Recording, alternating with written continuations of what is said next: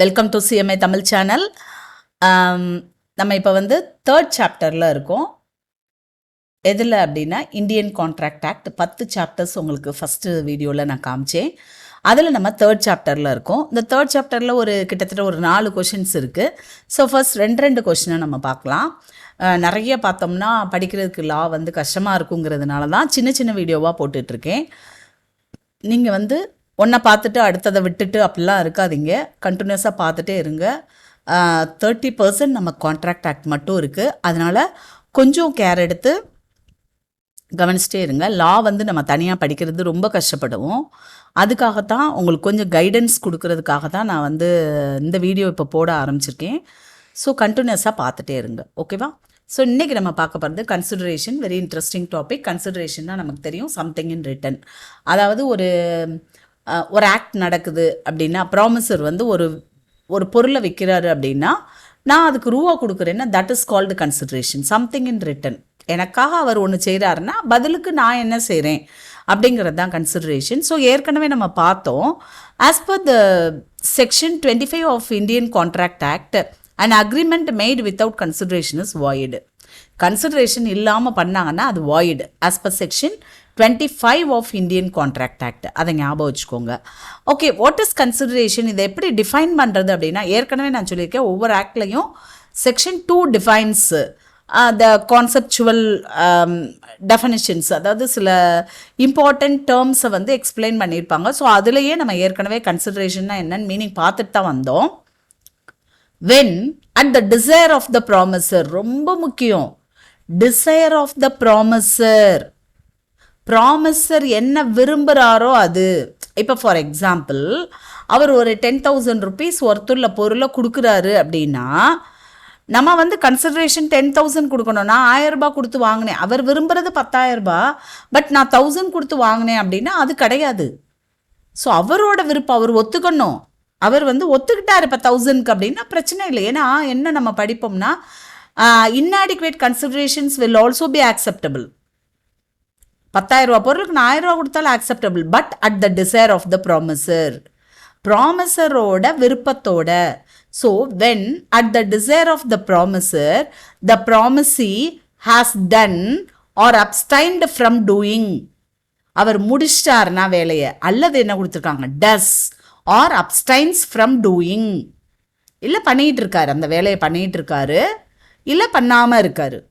அடுத்தது promises to do or abstain from doing, promises to abstain from doing, ஃபியூச்சரில் பண்ணுறேன்னு சொல்கிறாரு அல்லது பண்ண மாட்டேன்னு சொல்கிறாரு. நீங்கள் என்ன கேட்குறீங்களோ அதை at the desire of the promisor, ப்ராமிசரோட விருப்பப்படி ஒரு வேலையை, ஒரு ஆக்டை செய்கிறாரு, செய்யாமல் இருக்காரு அப்படின்னா, that act or abstinence of promise இருக்கு இல்லையா, தட் இஸ் கால்டு கன்சிடரேஷன்.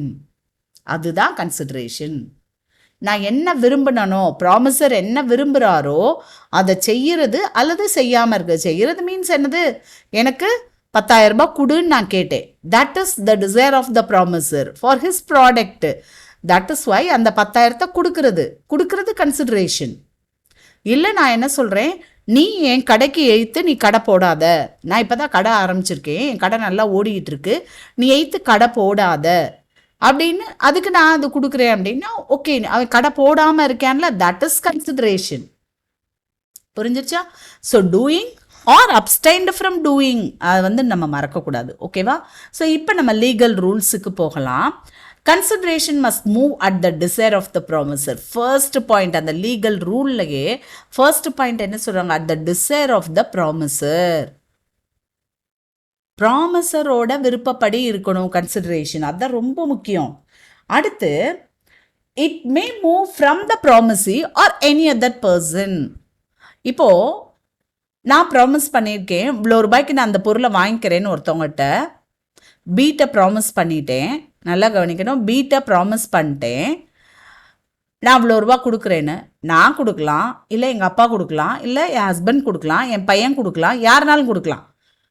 புரியுதா? ஸோ என்னோட சைட்லேருந்து யாருனாலும் கொடுக்கலாம். So consideration may move from the promisee or any other person. மற்றவங்க எனக்காக சொல்லலாம், எங்கள் அப்பா என் பொண்ணுக்கு நீ இதை கொடு, நான் உனக்கு இவ்வளோ கொடுக்குறேன், ரைட், கொடுக்கலாம், ஓகேவா.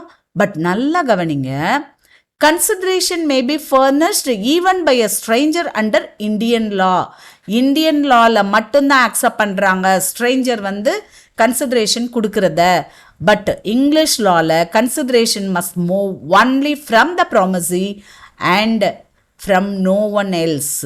வேற யார்கிட்ட இருந்தும் வர்றது கன்சிடரேஷன் கிடையாதுன்னு இங்கிலீஷ் லாவில் இருக்குது.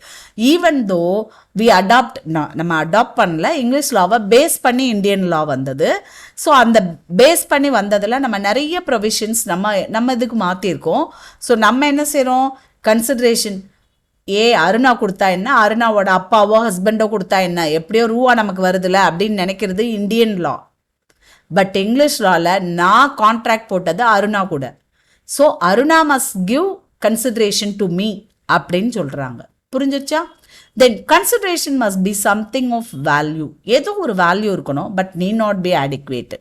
ஆடிக்குவேட்டாக இருக்கணுங்கிற அவசியம் கிடையாது. So inadequacy of consideration may be taken into account by the courts in determining the question whether the consent of the parties is free or not. ப்ராமிசர் ஒத்துக்கணும், அதை ஒத்துக்கிட்டாருன்னா பிரச்சனை இல்லை. 10,000 ரூபா பொருளை எனக்கு 1000 ரூபாய்க்கு out of friendship or out of love or out of some other relationship எனக்கு வந்து அவர் 1000 ரூபாய்க்கு கொடுக்க ஒத்துக்கிட்டாரு அப்படின்னா இந்த இடத்துல inadequate consideration is acceptable. ஓகேவா? It must be an act, abstinence or forbearance or a written promise. அதாவது இது ஒரு செயலாக இருக்கலாம், இல்லை ஒரு செயலை தடுக்கிறதா இருக்கலாம், அல்லது ரிட்டன் ப்ராமிஸாக இருக்கலாம். இப்போ for example promise to not to smoke, இது வந்து அப்ஸ்டினன்ஸ், தடுக்கிறது, நான் செய்ய மாட்டேங்கிறது. Promise to not to refer the matter to court, court அந்த மேட்டரை நான் ரெஃபர் பண்ண மாட்டேன். இல்லை promise to perform the wedding anniversary or birthday party, இது வந்து செய்கிறது, ப்ராமிஸ் டு டூ. ஃபஸ்ட்டு ரெண்டும் அப்ஸ்டெயின் டு டூ, இந்த மூணாவது வந்து ப்ராமிஸ் டு டூ. ஸோ எதுனாலும் இருக்கலாம், செய்யலாம், செய்யாமலும் இருக்கலாம், ரிட்டன் ப்ராமிஸாகவும் இருக்கலாம். 5th point, it may be past, present or future. Past consideration, இன்னைக்கு நான் பண்ணுற செயலுக்கு ஏற்கனவே கன்சிடரேஷன் நான் ரிசீவ் பண்ணியிருப்பேன். இல்லை ப்ரெசன்ட் கன்சிடரேஷன், இன்னைக்கு பண்ண செயலுக்கு இன்னைக்கு எனக்கு கன்சிடரேஷன். ஃபியூச்சர் கன்சிடரேஷன், இன்னைக்கு பண்ணுற செயலுக்கு நாளைக்கு எனக்கு கன்சிடரேஷன் கிடைக்கும். So it may be past, present or future as per Indian law. English லாவில் past consideration is not the consideration. ஓகேவா? இங்கிலீஷ் லாவில் பாஸ்ட் கன்சிடரேஷனை அவங்க அக்செப்ட் பண்ணுறது கிடையாது. அடுத்து last one, it must not be unlawful. இதெல்லாம் நம்ம ஏற்கனவே பார்த்தது தான். என்ன பார்த்தோம், நம்ம வாய்ட் அக்ரிமெண்ட்டில் பார்த்தோமா, அன்லாஃபுல் ஆப்ஜெக்டும் சரி, அன்லாஃபுல் கன்சிடரேஷன் இருந்தாலும் சரி, வாய்ட் அக்ரிமெண்ட் அப்படின்னு நம்ம பார்த்தோம்ல, அதே தான் இங்கேயும் பார்க்குறோம். It must not be unlawful. And பாருங்க, the consideration is lawful unless it is forbidden by law, unless it defeats the provision of any law, unless it is fraudulent, unless it implies injury to the person or property of another. மற்றவங்களோட ப்ராப்பர்ட்டிக்கு சேதம் விளைவிக்கிற மாதிரி இருக்கக்கூடாது. அது consideration கிடையாது, அது lawful consideration கிடையாது. இம்மாரலா, அப்போஸ் to public பாலிசியாலாம் இருந்ததுன்னா அதெல்லாம் லாஃபுல் கன்சிடரேஷன் கிடையாது. ஸோ இந்த 5 கேசஸ்லையும் the consideration will become unlawful and it's not acceptable as per Indian contract act. ஓகேவா? நம்ம 6 பாயிண்ட் தான் பார்த்துருக்கோம். ஃபர்ஸ்ட் ஒன் இஸ் கன்சிடரேஷன் வந்து must be at the desire of the promisor. அதுக்கப்புறமா it move from the promisee or any other stranger. ரெண்டாவது, இப்போ நம்ம Indian லா படி மட்டும் நான் சொல்லிகிட்டு இருக்கேன். The next one is consideration must be something of value. Inadequate consideration will also be acceptable. அதுக்கடுத்து நெக்ஸ்ட் பாயிண்ட் நம்ம என்ன பார்த்தோம் அப்படின்னாக்கா, it may be an act or abstinence of act. அதாவது ஒரு செயலாக இருக்கலாம் அல்லது அதை செய்யாமல் இருக்கிறது கூட நமக்கு கன்சிடரேஷன் தான். ஓகேவா? அடுத்து next one is past, present or ஃபியூச்சராக இருக்கலாம். The next one is it should not be unlawful. அன்லாஃபுல்லாக இருக்கக்கூடாது. ஓகேவா? So these are the legal rules with regard to consideration. Only 6 points. அதுலேயும் நமக்கு இதெல்லாமே ஆல்ரெடி நமக்கு தெரிஞ்ச பாயிண்ட்டு. அதாவது at the desire of the promisor ஏற்கனவே நம்ம பார்த்த பாயிண்ட்டு. அன்லாஃபுல் கன்சிடரேஷன் இருக்கக்கூடாது அப்படிங்கிறது நம்ம ஏற்கனவே பார்த்த பாயிண்ட்டு. அப்புறம் டூ ஆர் அப்சினன்ஸ் டு டூவாக இருக்கலாம் அப்படின்னு நம்ம பார்த்தோம் இல்லையா அது. அப்புறம் வந்து it must move from the promisee or from any other person, இது ஒரு பாயிண்ட்டு. பாஸ்ட்டு ப்ரெசண்ட் ஃப்யூச்சராக இருக்கலாம். ஸோ இந்த மாதிரி ரொம்ப ஈஸியாக ஞாபகம் வச்சுக்கிற பாயிண்ட்ஸு தான். நல்லா கவனிங்க, ஏற்கனவே நான் சொன்னது தான். அந்த கீவேர்ட்ஸை அண்டர்லைன் பண்ணுங்கள். அண்டர்லைன் பண்ணி அந்த வார்த்தை இருக்கான்னு தான் பார்ப்பாங்க. உங்களோட கிராமட்டிக்கல் மிஸ்டேக் இல்லாமல் எழுதியிருக்கீங்களா அதெல்லாம் கூட தேவையில்லை. நம்ம வெறும் ஹைஃபன் போட்டு கூட நம்ம எழுதிக்கலாம். இப்போ அந்த for example it must not be அன்லாஃபுல்ங்கிறதுல it is forbidden by law வேண்டியதில்லை. ஒரு ஹைஃபனை போட்டு ஃபோர்பிடன் பை லா, அந்த ஃபோர்பிடன் பை லாங்கிற அந்த கீவேர்டு இருக்கா இதை தான் பார்ப்பாங்க. Defeat the provisions of any law, அதுக்காகத்தான் நான் அண்டர்லைன் பண்ணுறேன். கிளாஸ் எடுக்க ஆரம்பிக்கிறதுக்கு முன்னாடியே நான் அண்டர்லைன் பண்ணுறதுக்கு காரணம் வந்து உங்களுக்கு அந்த கீவேர்ட்ஸை நான் சொல்லிக் கொடுக்கணுங்கிறதுக்காகத்தான். ஸோ கண்டிப்பாக அந்த கீவேர்டை அதுக்காகத்தான் நான் ஏற்கனவே சொன்னேன். இப்படி பாயிண்ட்டாக கொடுத்துருந்தா கூட நம்ம வந்து ஹெட்டிங் போட்டு எழுதிக்கலாம். ஓகேவா?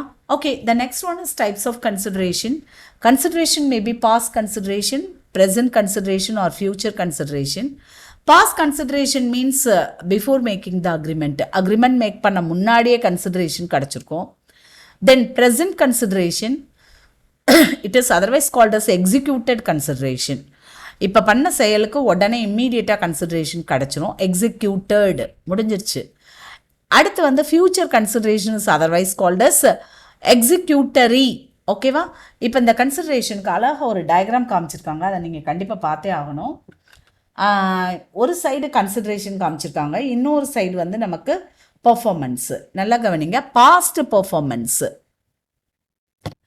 பாஸ்ட் பர்ஃபார்மன்ஸ் எப்போவோ நடந்ததுக்கு பாஸ்ட் பர்ஃபார்மன்ஸ் நல்லா கவனிங்க, எப்போ வருதுன்னு பாருங்க. C, present consideration, future consideration, arrow எப்படி போகுதுன்னு பாருங்க. பாஸ்ட் பர்ஃபார்மன்ஸ் ஏற்கனவே நடந்து முடிஞ்ச ஒரு பர்ஃபார்மன்ஸ்க்கு ப்ரெசண்ட்டில் கன்சிடரேஷன் நம்ம கொடுக்கலாம் அல்லது ஃப்யூச்சரில் கொடுக்கலாம். Okay, next one is present performance, இன்னைக்கு பண்ணிக்கிட்டு இருக்கோம். இதுக்கு வந்து பாஸ்ட் கன்சிடரேஷன் இருக்கலாம், ஃப்யூச்சர் கன்சிடரேஷன் இருக்கலாம். ஃப்யூச்சர் பர்ஃபார்மன்ஸ் நல்லா கவனிங்க, ஃப்யூச்சரில் பண்ண போகிறதுக்கு பாஸ்ட் கன்சிடரேஷன் இருக்கலாம், ப்ரெசன்ட் கன்சிடரேஷன் இருக்கலாம், ஃப்யூச்சர் கன்சிடரேஷன் இருக்கலாம். புரிஞ்சிச்சா? So these are the types of consideration. Past consideration before making the agreement, present consideration otherwise called as executed consideration, future consideration it is otherwise called as executory consideration. past performance க்கு present and future consideration இருக்கலாம். present performance க்கு past and future consideration இருக்கலாம். future performance க்கு past consideration, present consideration and future consideration இருக்கலாம். புரிஞ்சிருக்கும்னு நினைக்கிறேன். இன்னைக்கு கிளாஸில் நம்ம ரெண்டு கொஷின் தான் பார்த்தோம். லீகல் ரூல்ஸ் ரிகார்டிங் கன்சிடரேஷன் ஒன்றும், types of consideration. Before that கன்சிடரேஷன்னா என்னென்னு மீனிங், டெஃபனிஷன் இது வந்து நம்ம பார்த்துருக்கோம். புரிஞ்சிருக்கும்னு நினைக்கிறேன். நம்ம அடுத்த கிளாஸில் நோ கன்சிடரேஷன் நோ கான்ட்ராக்ட் நம்ம ஏற்கனவே படிச்சிருக்கோம். அதுக்கு எக்ஸப்ஷன்ஸ் இருக்குது. அந்த ரூல்ஸை பற்றி நம்ம பார்க்கலாம். இன்னொரு கொஷின் பார்க்கலாம். Okay, thank you so much.